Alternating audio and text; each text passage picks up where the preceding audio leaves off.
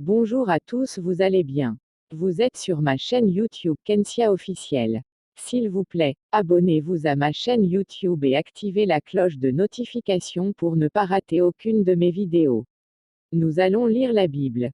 Vous êtes prêts? Je commence. Jean chapitre 15. 1. Je suis le vrai cep, et mon Père est le vigneron.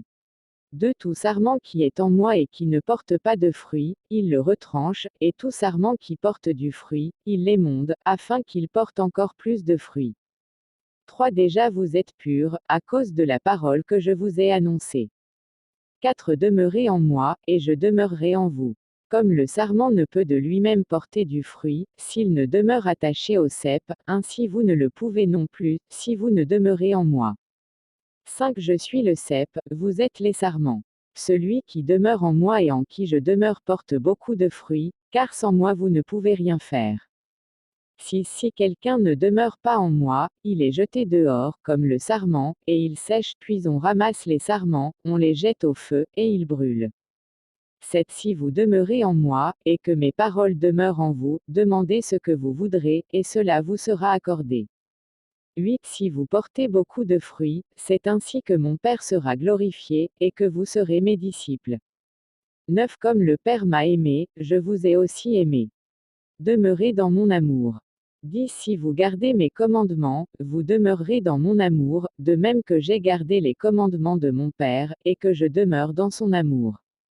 11. Je vous ai dit ces choses, afin que ma joie soit en vous, et que votre joie soit parfaite.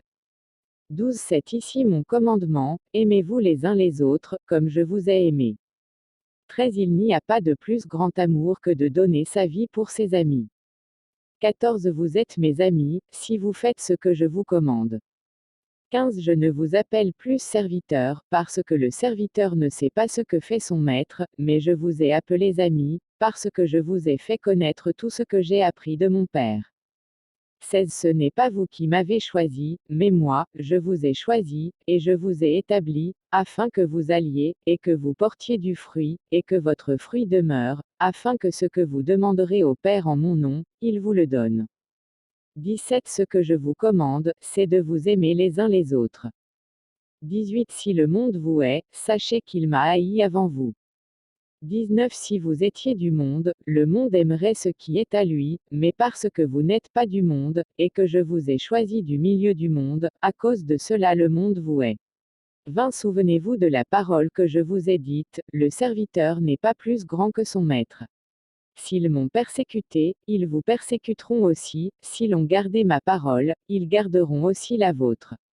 21. Mais ils vous feront toutes ces choses à cause de mon nom, parce qu'ils ne connaissent pas celui qui m'a envoyé.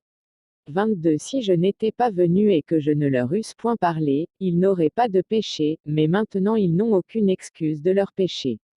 23. Celui qui me hait, est aussi mon Père. 24. Si je n'avais pas fait parmi eux des œuvres que nul autre n'a faites, ils n'auraient pas de péché, mais maintenant ils les ont vues, et ils ont haï et moi et mon Père. 25. Mais cela est arrivé afin que s'accomplît la parole qui est écrite dans leur loi, ils m'ont haï sans cause.